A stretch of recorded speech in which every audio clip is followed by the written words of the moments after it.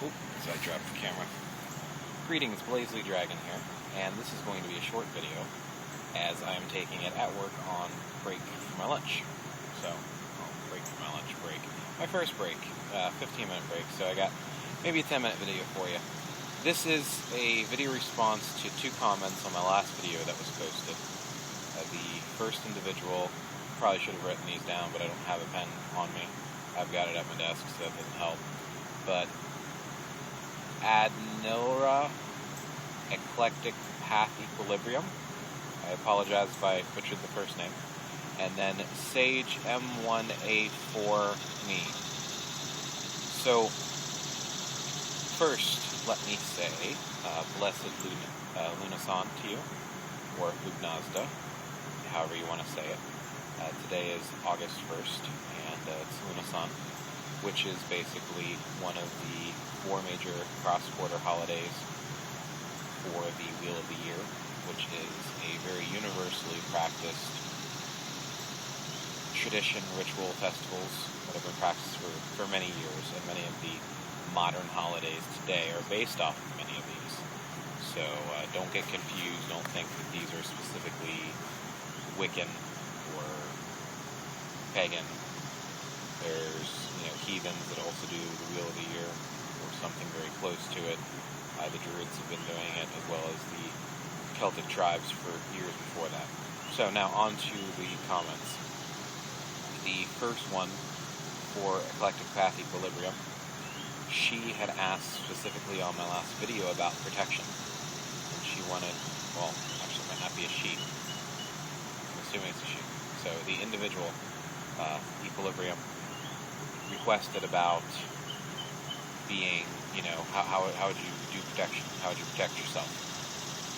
And then Sage made the comment that if I'm talking about how severe magic can be, and I say that I'm not Wiccan, and if I'm not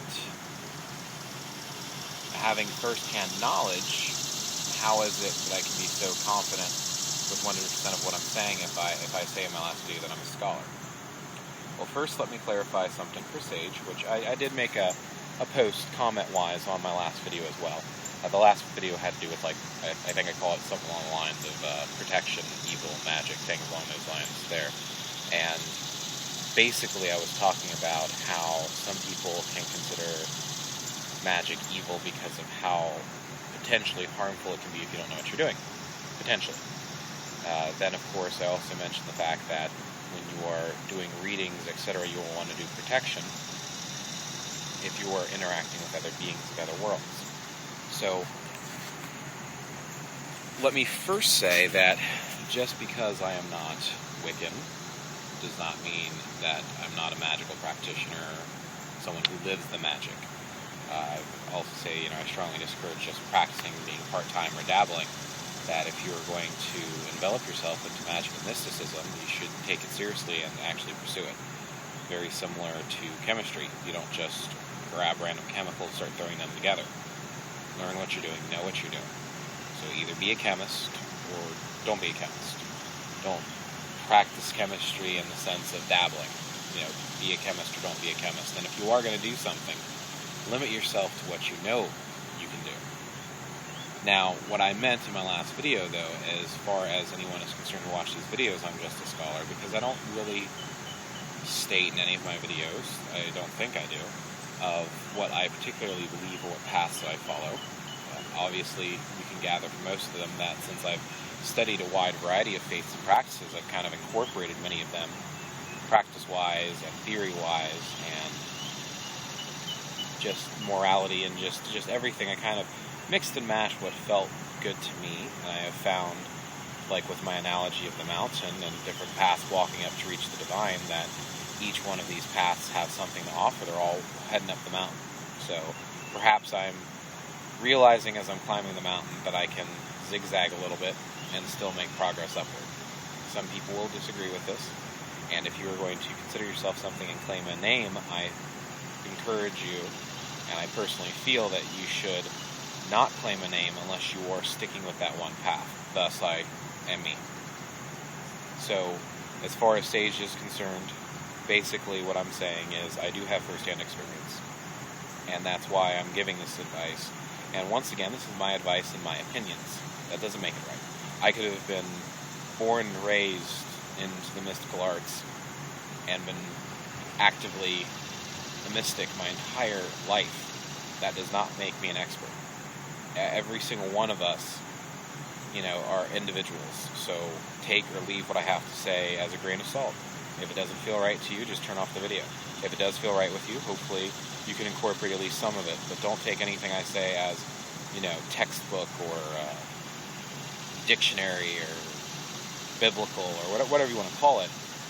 Just take anything I have to say with a grain of salt. So now on to the protection.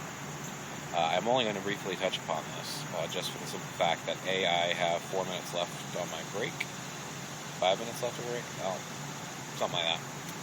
It looks like the timer's at 6 minutes. I get 15 minutes, and I had to walk out here, so I'll probably end this video shortly. But with protection and stuff like that, when you talk about individuals' practices on how they protect themselves, it's very personal. So most people are not necessarily going to say their method's that, and it depends on what you're doing.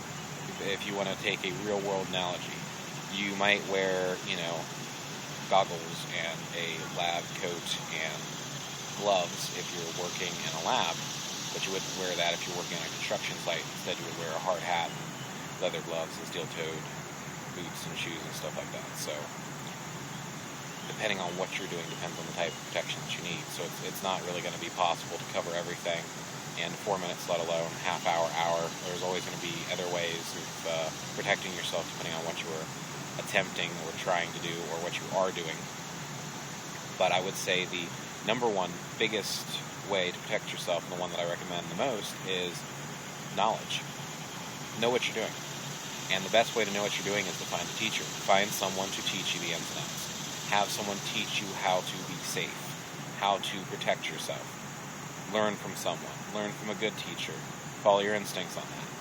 Can you learn some things from books? Absolutely. Now, as far as some very generic things, I would definitely say don't do what you're not comfortable with or you're not confident in. This goes along with the knowledge thing. If you don't know what you're doing, then don't do it. If you are very confident in what you're doing and you've done enough research and it feels right and you are going to do something, make sure you follow all the precautions. So for some really basic ones, first and foremost, many of you have heard the ring of salt. Some of you may have not. Salt is a purification thing. It's used in cleansing and purifying, and it's supposed to keep out impurities. Thus, circling yourself in a ring of salt is to keep the circle that you're in pure, cleansed, and keep out negativity. That is one form of protection. And to add in a little bit of a joke, anyone worth their grain of salt, or anyone worth their weight in salt that practices or lives the magic will know that it's not a ring, it's not a circle, it is a globe, a bubble. It goes all around you. The salt circle would essentially be the diameter of the globe itself, below the ground as well as above the ground. It's supposed to be an all-around protection thing. So that is one method, is a salt circle with saying some form of prayer, incantation, or chant to your deities, or guardians. Another method that a lot of people like to use is surrounding themselves, like I said, with the white light or blue light, or whatever the case may be. And there are many ways of doing this, whether you are asking a protective being, guardian, etc. to do this, or whether you are visualizing and creating it yourself. You are basically, in your mind, because all energy follows thought, in your mind you are creating a bubble of light surrounding you, and once again making a complete circle, globe, oval around you to keep out negatives and impurities. Simply putting yourself into that mindset of being on guard and being protected and being aware of what's coming into you and keeping out what needs to stay out is another very effective form of protection. There, of course, like I said, are very, very many other ways of doing this, and usually they will consist of different ritualistic chants, words, prayers, tones, herbs, stones, crystals, whatever the case may be. There are very, very many ways to protect yourself spiritually, but the number one best way is just to avoid it or stay away from it until you know what you're doing. That is my biggest advice to any of you. If you're thinking of practicing, really learn, become that student, that scholar, research, know what you're doing before you start doing anything. Don't be a dabbler. Don't play. This can be very serious, and at the same time, it can be not serious.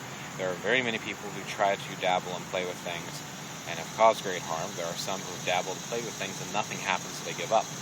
I've known quite a few individuals who have tried and who have had nothing work, so they give up and stop altogether. So, yeah.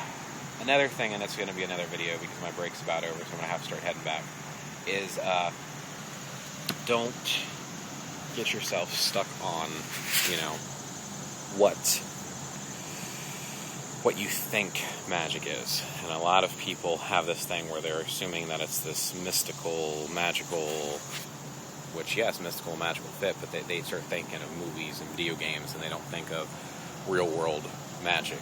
And I'll make another video dedicated to this, but just be aware that, yesterday's magic is today's science. A lot of what we take for granted today is the essence of what a magical practitioner was in the olden days. And there are spiritual sides and mind sides as far as meditation, psychic skills, etc., that have been ignored today, but a lot of today's science is one-on-one with magic and mysticism. A lot of the magical practitioners back then, they were what is basically today's scientists and chemists and metallurgists, etc. But like I said, my break's over, so hopefully you enjoyed, and I will update this later today. So once again, happy Lunasan, and may your adventures be fruitful.